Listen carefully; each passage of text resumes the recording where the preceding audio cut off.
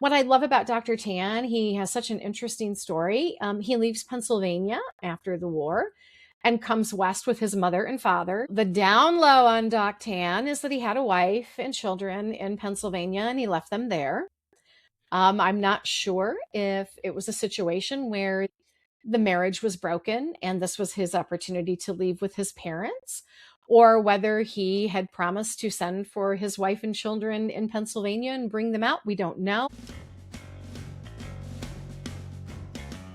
Welcome to Land of Laura, the irreverent yet scholarly podcast about all things Laura Ingalls Wilder.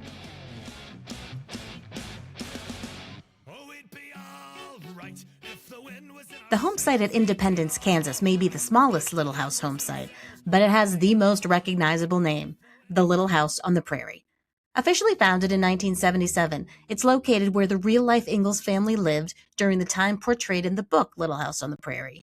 In reality, 1869 to 1871, though Laura shifted the years a bit in the book so she could appear older than she was. Today on Land of Laura, we welcome Dr. Michelle Martin, who started as the site's historian in 2008 and served as its director from 2011 to 2015.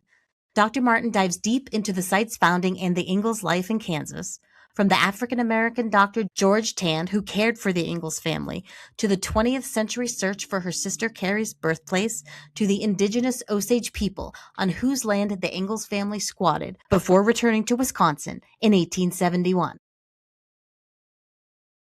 Dr. Michelle Martin, I am so happy to see you here in the Land of Laura studio. Sandra, thank you so much for inviting me. I'm so happy to be with you. And, we've never actually met in person before, but in my time at the Kansas site, we corresponded by email and through social media. And I think you were living in Kansas at the time. And so I was. I feel like we've traveled in the same circles, but now we're like in the same virtual space. I'm so happy. I know. And I think I might have thought we met in person, but you're right, we haven't. We have known each other for a while. We have. You're here today to talk, among other things, about the site in Independence, Kansas. But first of all, can we please hear your origin story, how you came to the Little House books and how the Little House books informed your adult life?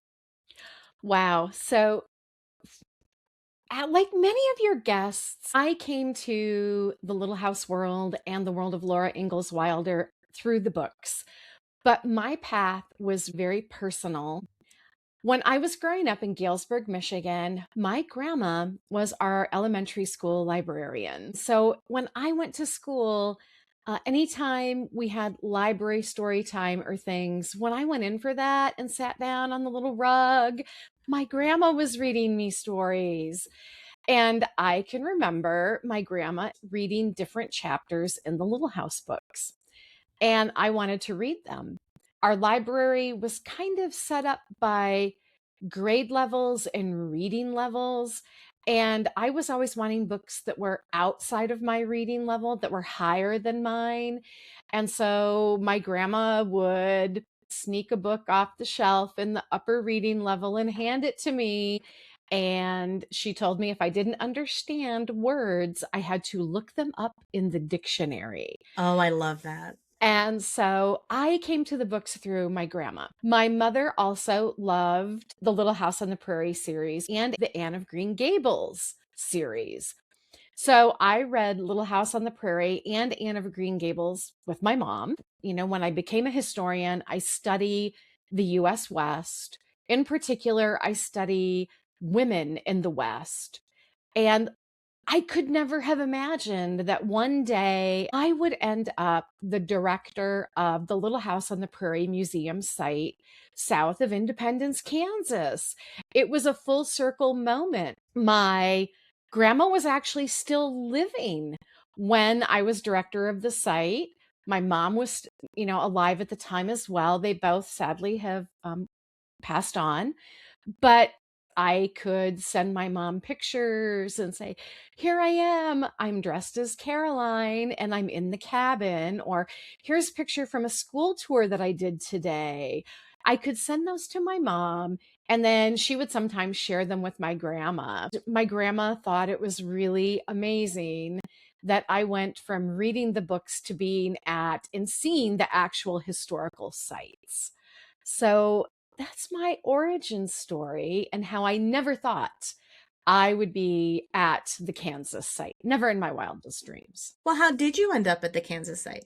I moved to Kansas in 1996. I was married at the time. My spouse got a job at Pittsburgh State University, and I was working there. And then I got a job at Fort Scott Community College, and I began doing work in living history interpretation at Fort Scott National Historic Site. And Fort Scott figures in Laura's later life. If you read On the Way Home, I thought that sounded familiar. yes, when Laura and Almanzo and Rose are making their way from Dakota Territory to the land of the Big Red Apple, they go through Fort Scott. And Laura describes it. I kind of always got the feeling that Laura kind of liked Fort Scott. Clean streets, pretty houses, nice buildings, commerce. She complimented Fort Scott. I mean, imagine what would have happened if they just would have stopped and farmed outside of Fort Scott. I mean, wow. The what ifs. I had the good fortune in 2004 to meet Bill Curtis. And Little House folks know that Bill Curtis, Kansan and broadcast journalist, and his sister, former Kansas Senator Jean Curtis Schodorf, are the current owners of the historic site. I worked on a documentary project with Bill Curtis and Curtis Productions. It was a really transformative experience.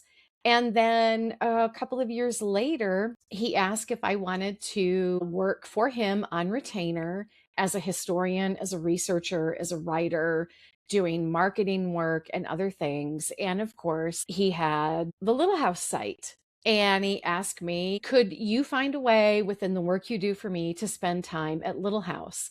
So I originally started there doing living history, photographing the events, and instantly fell in love. It was kind of like living out that childhood dream. I mean, how many of us read the books and then wanted to play Laura Exactly. or Mary?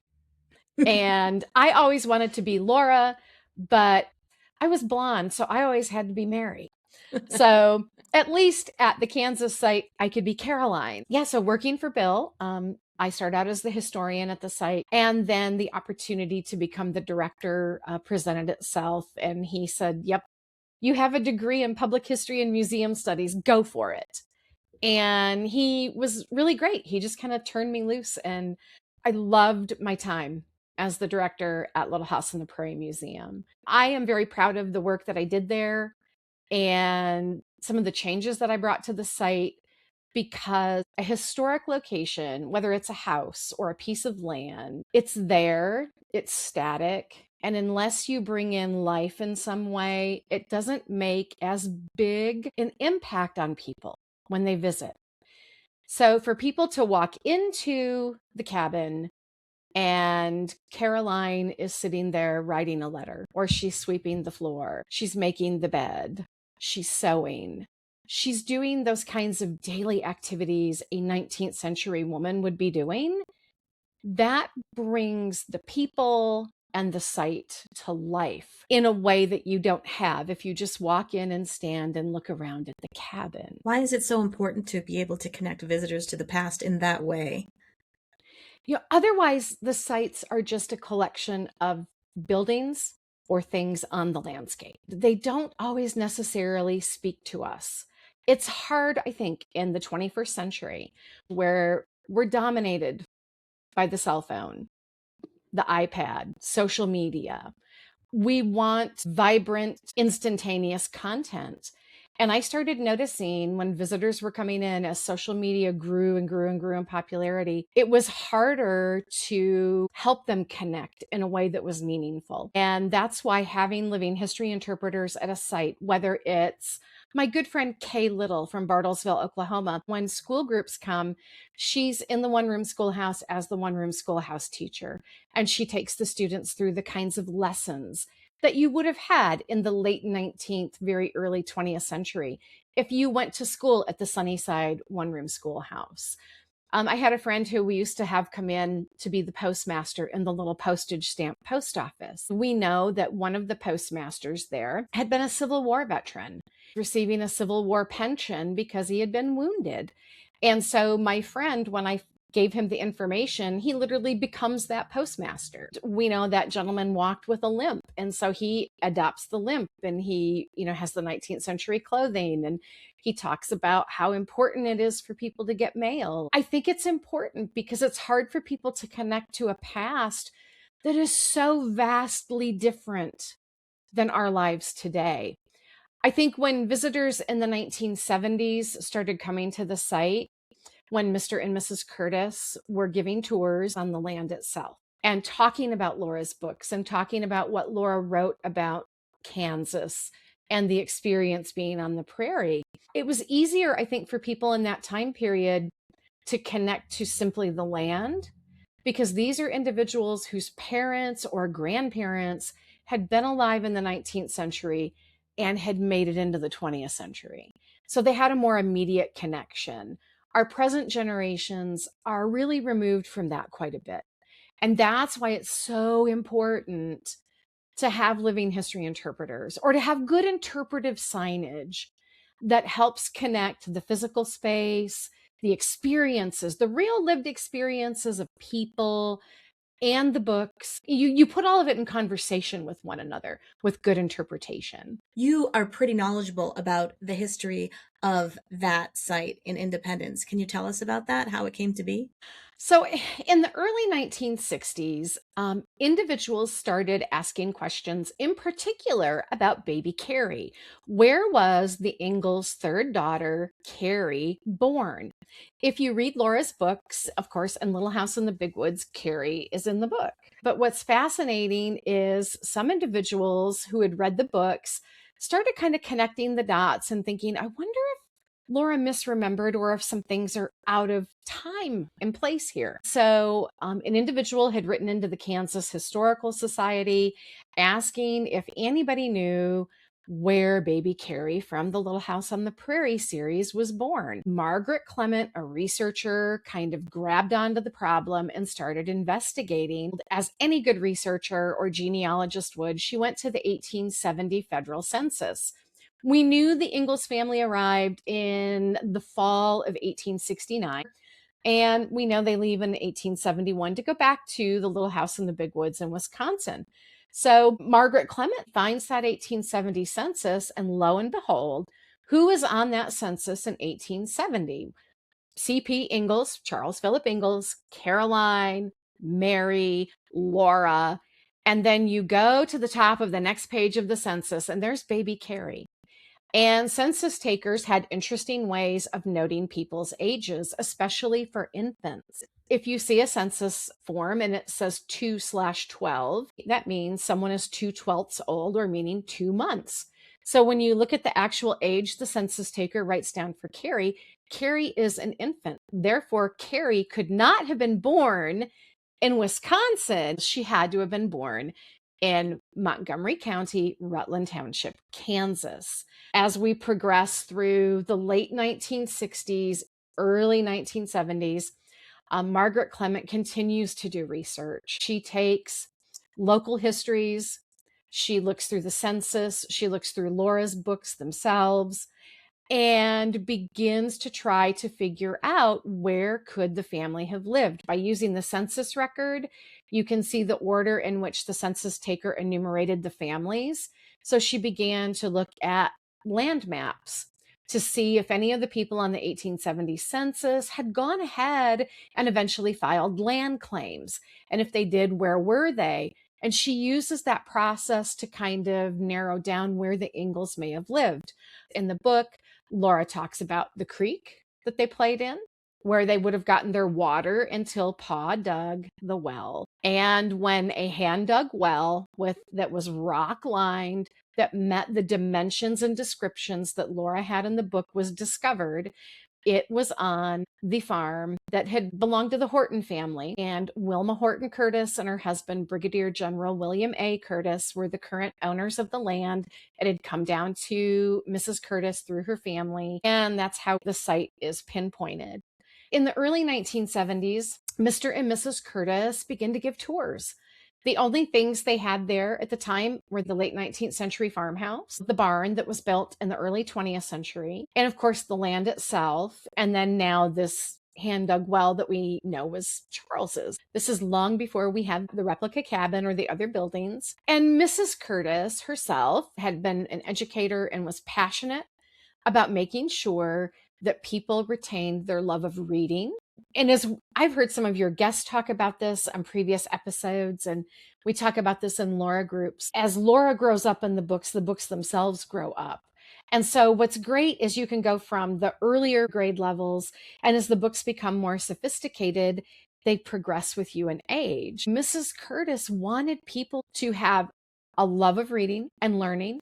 And she and Mr. Curtis also wanted people, especially Kansans, to have pride in their home state. And they believed that Laura's books helped people understand the importance of Kansas as a place where people came from all over the country, but also other parts of the world. When the television show comes out, of course, people are flocking to the site. And in 1977, the local volunteers helped Mr. and Mrs. Curtis build the one-room cabin. And then they moved the postage stamp post office from Wayside, Kansas, and the Sunnyside one-room school that was built in 1871. They moved that there.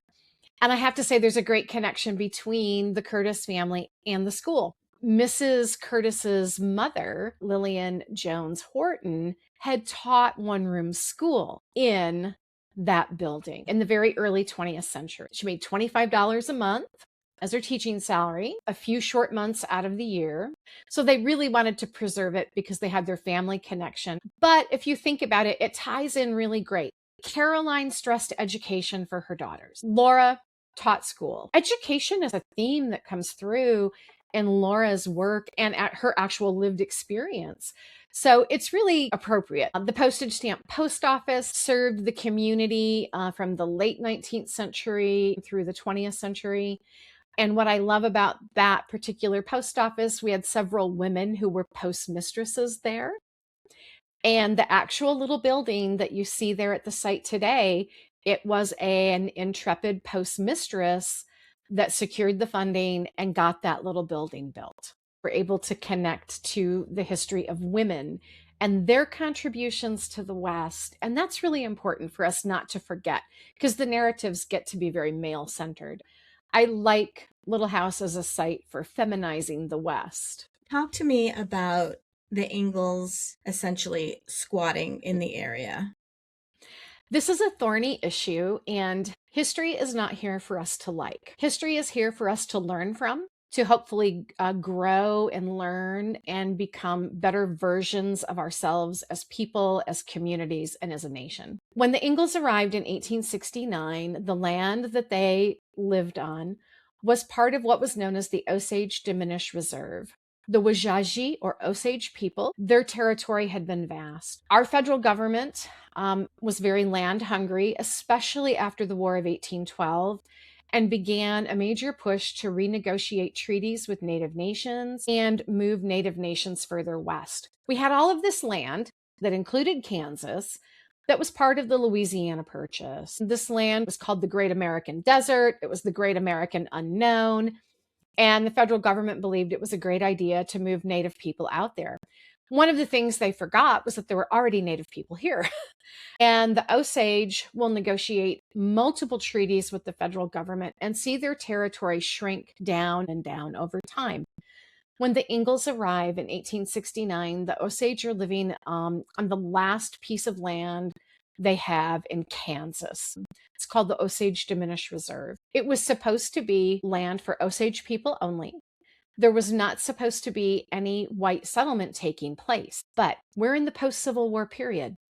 So many individuals are wanting to take advantage of the Homestead Act of 1862 that was making land available for settlers in the West. Also, there was a soldier's version of the Homestead Act that opened up lands for former Civil War soldiers. So Kansas sees a massive influx of people after the Civil War. As a matter of fact, Kansas's nickname was the soldier state after the Civil War, because there were more former Civil War soldiers living in Kansas per capita in the West than anywhere else. Everybody's wanting land. Everybody wants an opportunity to have a fresh start. Some people roll into the Osage Diminished Reserve and they immediately make the assumption that it's just available and free for the taking.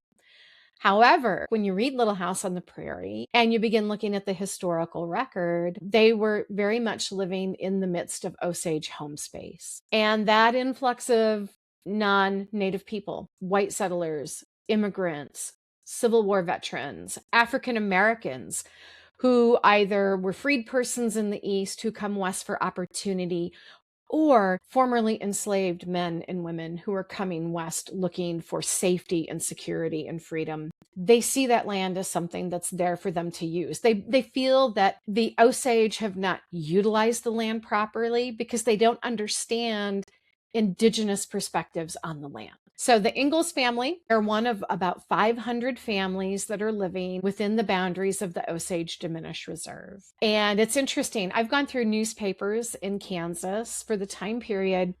And when you start doing newspaper searches for Osage Reserve or Osage Diminished Land, it is a hot topic in Kansas from about 1865 to 1873. It's mentioned broadly across the state over 84,000 times in print. Just in that time frame. Goodness. People are talking about it. You see advertisements for lawyers who tout their services, helping you be able to stay on a piece of land and claim it by squatters' rights for a low fee. I will make sure you get your land. It's amazing. We see back east newspaper articles, people who have come to Kansas and are settling in that area in Montgomery County, write about the soil and how it's fertile and it's rich, and say things like you can throw the seeds and everything will sprout automatically. And they kind of over exaggerate the abundance of the land. And then people want to continue to come in.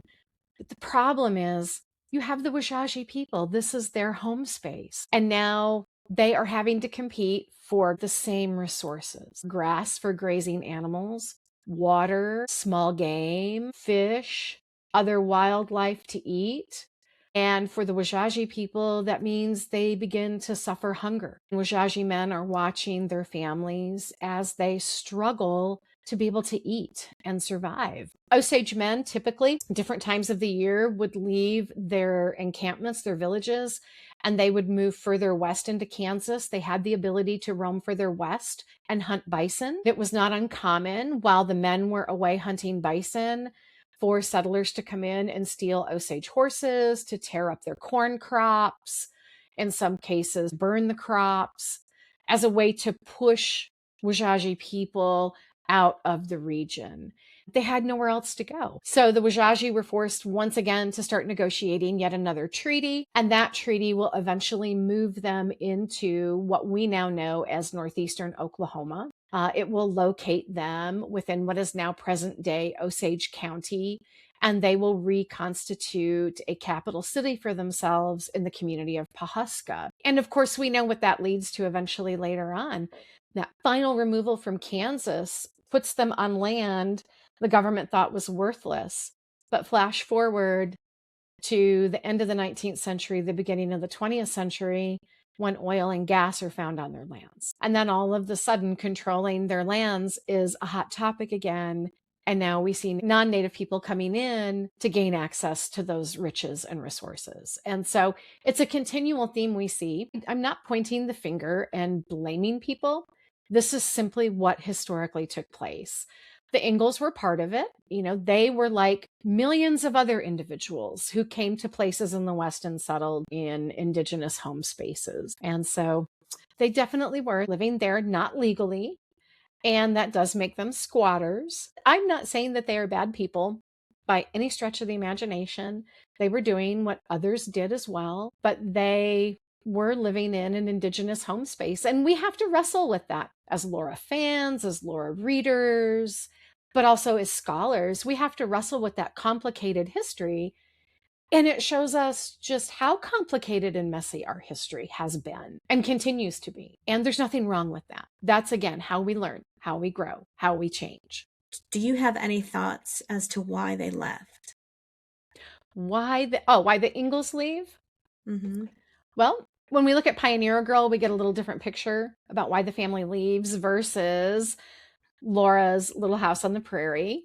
In Little House on the Prairie, Laura, through Pa, brings up the issue that soldiers were going to be dispatched and that they were going to move everyone who was a squatter on the land out of the region. Yes, military troops would be used to do that. However, the fact that the Osage were involved in those negotiations with the government, and the government was fairly certain there was going to be a new treaty and the Osage would be moving, the threat of that actually happening was probably quite low, but it makes for good story and good drama in the book. Really, it's finances. It was difficult. If you didn't have enough farming implements and you didn't have seed and you couldn't break the sod and you couldn't get in good crops and be able to take those crops into town to sell or to trade and barter, it was difficult to make a living. The family lived about 13 miles away from Independence. You can ride that on a horse in a day, but it's not the easiest ride in the world. It would be hard to go into town. And for Charles, like to go into town and engage in carpentry work and things,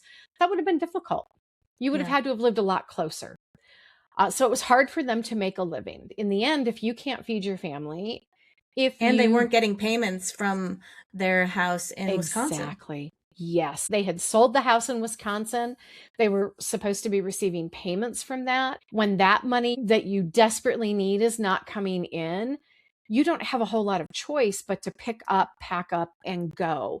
And for them, it made perfect financial sense. And it also made personal and family sense to go back to Wisconsin, where you have a support system. When they were in Kansas, they were a support system of themselves. Now, yes, they have neighbors. As a matter of fact, I think their most important neighbor of all was Dr. Tann. You must know all about Dr. Tann. Well, Dr. Tann is actually fascinating. An African-American eclectic physician. In the 19th century, an eclectic physician was an individual who had read the medical books and done some apprenticing with a physician and then could practice in a limited fashion on their own. So the licensing or lack thereof for eclectic physicians meant Dr. Tann had a lot of latitude and flexibility in the kinds of services he could offer. If you are out on the Kansas prairie, you are 13 miles from the nearest town. Not 40. Not 40. Yes, not 40. And they were not in the Indian Territory. And I really think Laura probably thought they were in Indian Territory because Osage people were so very close to where they were living. I mean, that's an easy assumption to make. However, Dr. Tann probably is their most important neighbor. And in the book, Laura recounts when the family all become ill with fever and ague, which is a 19th century term for malarial fever. Malarial fever in children, if not treated, could lead to death. When you look through 19th century death records, we see lots of children dying from fever and ague or malarial fever. We're living in a pre-antibiotic age, folks. Dr. Tann was able to treat the family with a bitter medicine, which we know would be quinine, that helps them get over their fever and ague. How close of a neighbor was he? Do you know? He was roughly, I would say he was probably about 4 to 6 miles away from them. Kind of around the Wayside, Havana area, just south and west of the site. What I love about Dr. Tann, he has such an interesting story. He leaves Pennsylvania after the war and comes west with his mother and father. The down low on Doc Tann is that he had a wife and children in Pennsylvania and he left them there. I'm not sure if it was a situation where the marriage was broken and this was his opportunity to leave with his parents, or whether he had promised to send for his wife and children in Pennsylvania and bring them out. We don't know. However, he is in Kansas with his parents after the Osage negotiate their treaty and go down to what is now northeastern Oklahoma. They actually have land claims. Their names are on the land claims on the maps. Dr. Tann, we know, is doctoring. We find reference to him in newspapers, both in southeast Kansas, but eventually in what will become northeast Oklahoma. So he doctored out of his home. And like any good doctor in that time period, like a circuit preacher, they'd ride the circuit around the area where they lived and see who needed medical help. Malarial fevers kind of tend to pop up in clusters, and he would have gone ahead and probably had heard, oh, yeah, there's a lot of folks out there that have the fever and ague. So he probably comes upon the Ingalls family at the perfect time, checking on neighbors, helping those that he could. We also know that he rides down to northeast Oklahoma into Washington County, and he establishes a small hospital in a home built by the Beck family in Bartlesville. The Beck family were Cherokee freed persons, and they allowed him to use one floor of a 2-story home that they had as a hospital. And When are we talking about here? We're talking in the post-Civil War period. So we're talking the 1870s, 1880s. Okay. And Dr. Tann would take any patient, regardless of their race or their ability to pay. How do you know that? I mean, that's awesome, but how does one dig up information like that? We are really fortunate, especially in northeast Oklahoma. A lot of oral histories were completed. In the 1930s, the Federal Writers Project through the WPA during the Depression sent out folks to collect oral histories. One of the big projects was the Indian Pioneer Papers. And they interviewed individuals in the 1930s who had been living in the Indian Territory, the eastern half of Oklahoma, up through the statehood. And so they're out interviewing the oldest folks they can find. And we find mentions of Dr. Tann in these interviews. The individuals who remember him comment, oh, he doctored African Americans. Oh, we saw him doctor Native people. He doctored anybody who needed help. Dr. Tann also had a small office in Dewey, Oklahoma, just a little bit north of Bartlesville as well. But sadly for Dr. Tann, as Kansas is evolving as a state, so the state decides they want to have stricter licensing for all physicians, and he was going to have to actually sit for the medical examinations. That would have meant if he could not pass those examinations in full, he would have not been able to practice anymore. The same thing happened in the Indian Territory. By the time we get to the late 19th century, Dr. Tann is not able to practice in Kansas or the Indian Territory anymore because of licensing regulations. But honestly and truly, for people in rural areas outside of the larger communities like Independence or Bartlesville, it stands to reason if they had seen Dr. Tann in the past, if he had treated them for illness or injury and he had done a good job, I can't imagine that people still weren't probably going to him and asking him for help. He probably still helped people no matter what, because that's the kind of individual he was, even though he did have another wife in Kansas and another family. So wait, he had one that he left in Pennsylvania, and then he started another one in Kansas. Yes.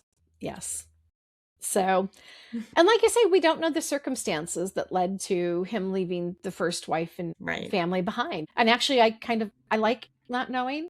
It makes him a little more mysterious, a little more interesting. So I find him to be one of the most interesting of the characters Laura has in Little House on the Prairie, because he's actually rooted in real life.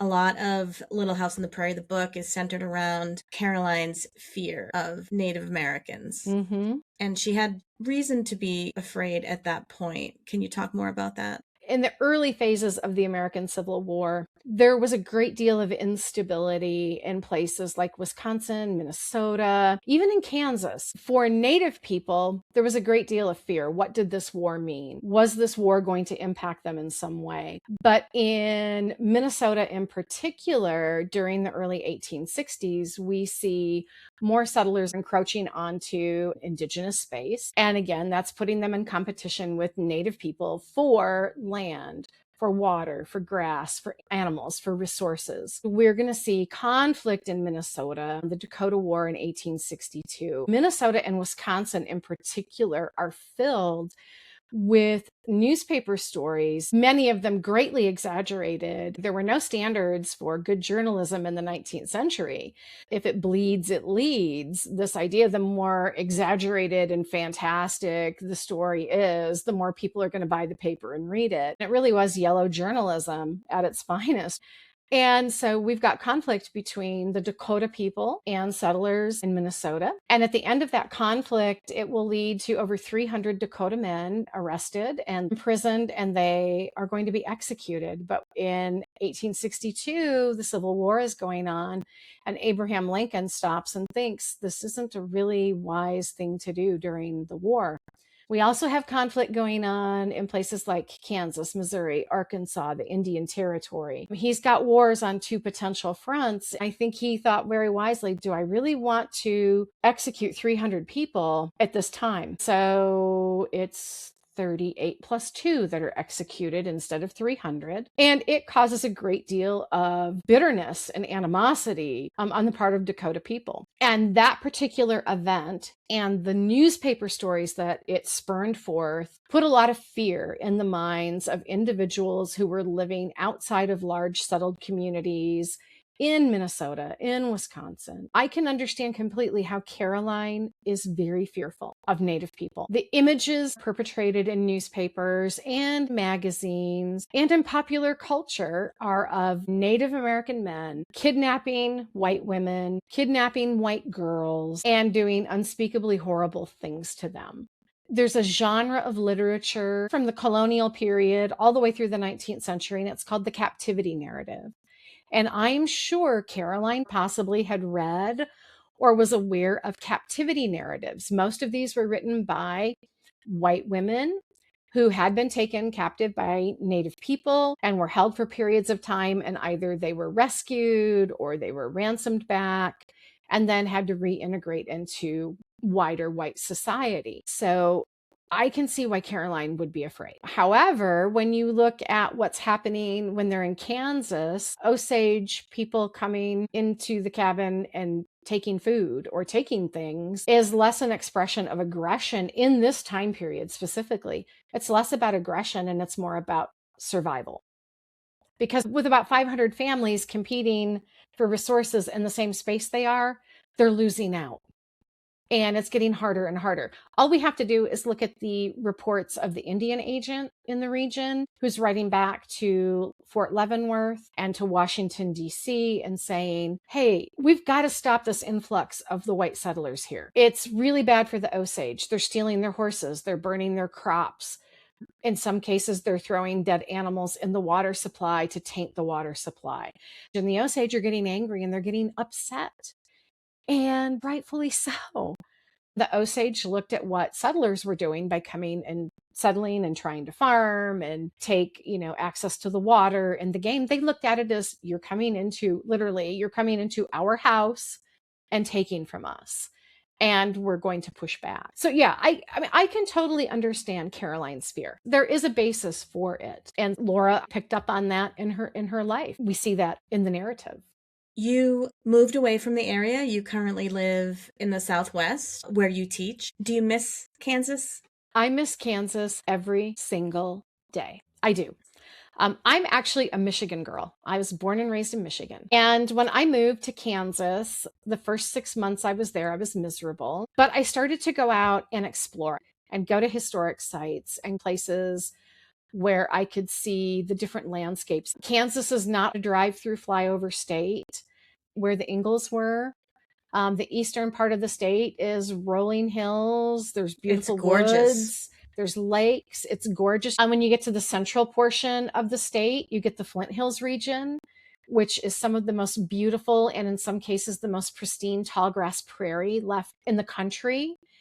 My dream still is to be a National Park Service ranger at Fort Scott National Historic Site. I've done thousands of hours of living history interpretation volunteer service there. It's my ultimate happy place. It's made me into the public historian that I am. It's made me a passionate advocate for historic sites, National Park Service sites, state historic sites, the landscape. Do you go back to the Independence site? I've been back once. I left in July of 2015 to go to the University of New Mexico to work on my doctorate. And I had gone back in 2015 that fall, and I did go over to the site on a Sunday specifically. One of Bill Curtis and Jean Curtis Schodorf's cousins, Susan Veith, still volunteers there. She works on Sunday. And I went over on a Sunday specifically to see Susan because she's just absolutely wonderful. I followed their social media to see what fun things they're doing. They have a birthday celebration for baby Carrie every August, which is great. So I'm so thrilled to see that. And of course, my good friend Kay Little goes up to the site, portrays a school teacher for them. I get folks who know me who stop at the site and will like send me pictures and say, look where I was today. I was in your old stomping grounds. I'm like, great.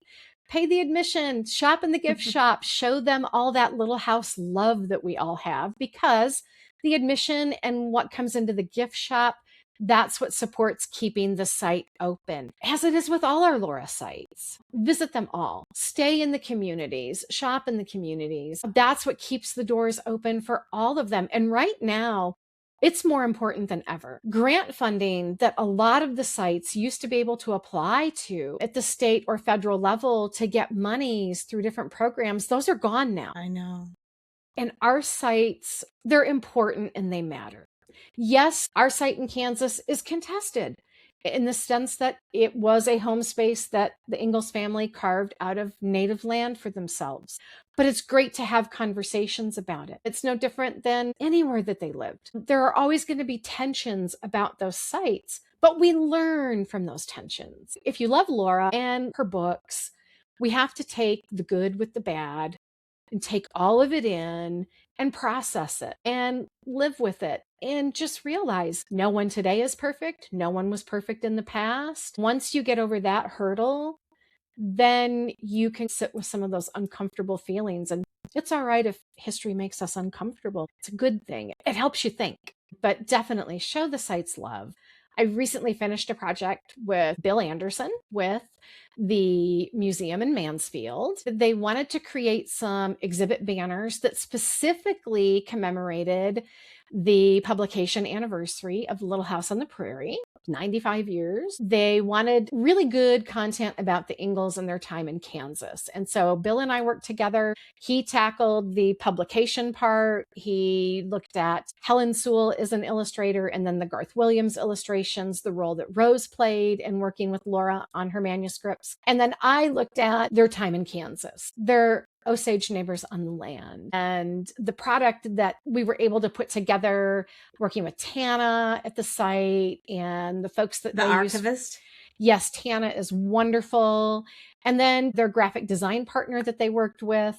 The banners turned out great. And then they decided to turn it into an actual permanent exhibit that takes the material about their time in Kansas and puts it into the permanent museum space. So I feel really fortunate that I had the opportunity to use my knowledge of the site and my expertise as a historian to work on that project, to see it come to fruition. Do you know when it will be installed?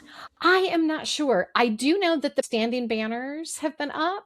I actually saw some photos from one of the events a few weeks ago, and the banners were behind them. And I commented on the photo. I said, oh, look, Billy Anderson, our banners are up. Our exhibit's there.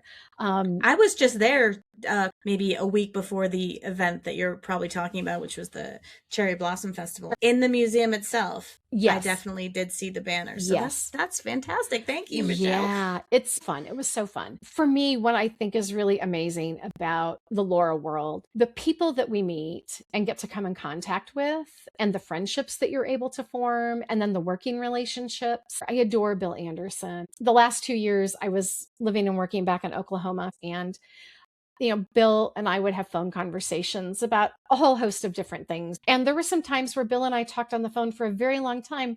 And he was so wonderful and so kind and helpful. And I've come in contact with so many wonderful folks. And we have really great conversations about Laura and her work and all of the thorny issues that are connected to it, but also how her work has made us all feel over time. And we can bond over that mutual enjoyment.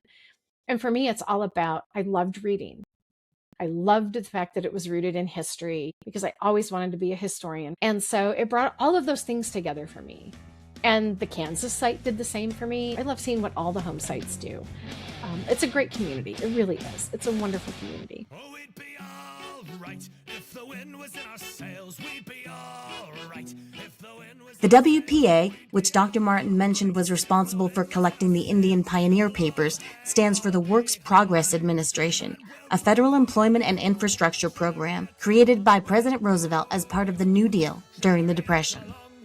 Also, my mistake, at the museum at Mansfield, Tann, full name Tann Redman, is not the archivist, she is the curator.